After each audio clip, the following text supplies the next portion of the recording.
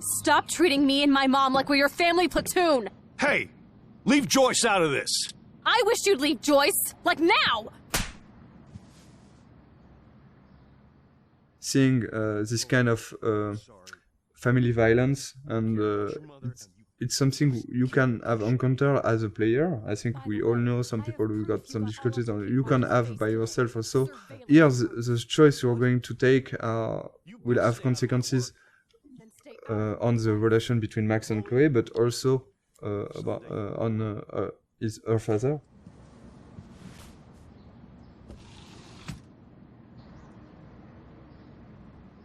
Hey, you okay? Welcome to the real step douches of Arcadia Bay. I'm sorry.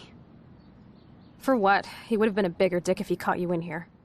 David could seem very archetypal. Yes, and, again, one dimension at the beginning, but then we are making episode him after episode, you can see that maybe he's very he's got his own reason to be his own like issues, this. and I think not at any moment we are justifying the fact that he could hit Chloe or be how it is, but just showing a perspective that not everything is black or white. So we did a lot of research to be sure that we were dealing with those themes in a good way. Too much gamifying this, we could really maybe hurt some people, and if we are talking about issues those people have had and not making it right, it could be worse, and it couldn't be the opposite of what we wanted to do at first.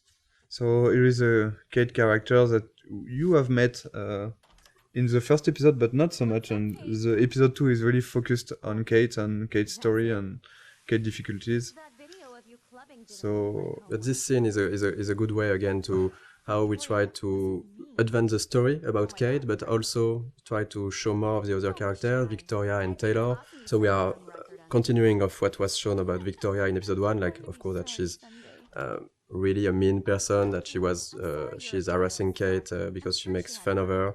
And so this kind of scene, yes, is we are really trying to advance the story, bring out more of the characters, and of course there is great cameras on it. All over my face.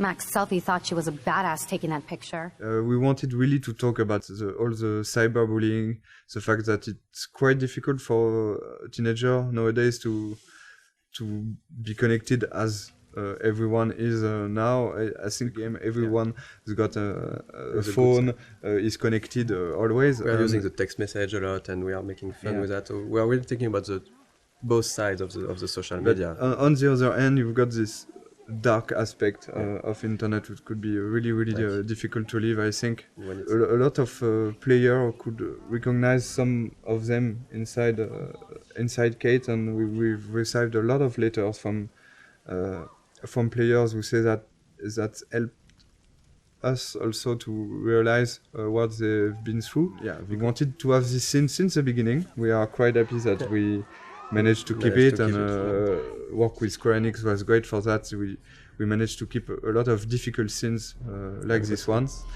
It's not only about talking about those themes, it's also to be sure that it's anchored inside our story.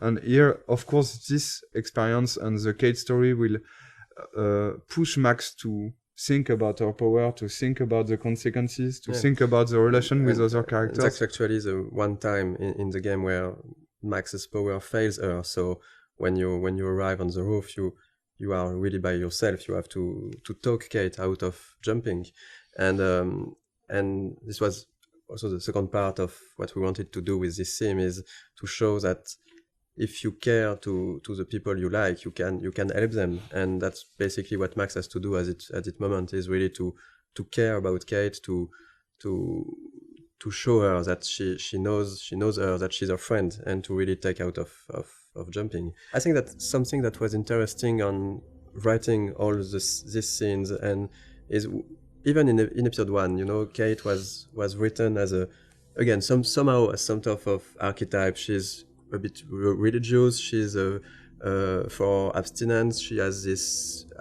basically pro-life ideas. So maybe some of the players could think that she's boring character, but the way we evolved her and write her in the other episode, we really wanted to show that even if you go past the first appearance of someone, that's something that you might feel not interesting or different to you, you can find really good things and interesting things in each person. And I was really happy the way that the community reacted to Kate as a character.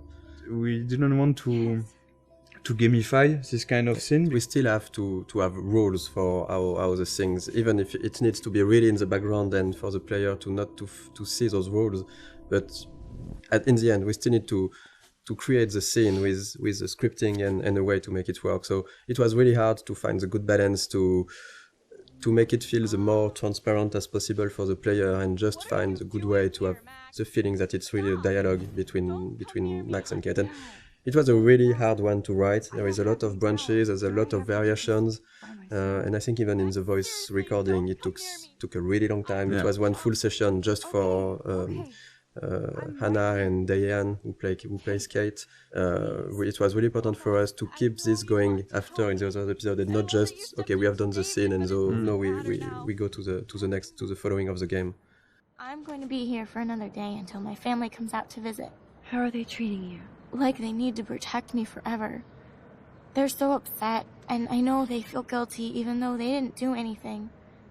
I was surprised how many we wanted from to talk about this theme of euthanasia, but to find a way to talk about it that would be respectful for any sort of position. Because it was really important to not try to say this is right, this is wrong, and to let the player really see how he wants to play this scene at this moment based on what he felt for the situations, for Chloe, for her parents and everything.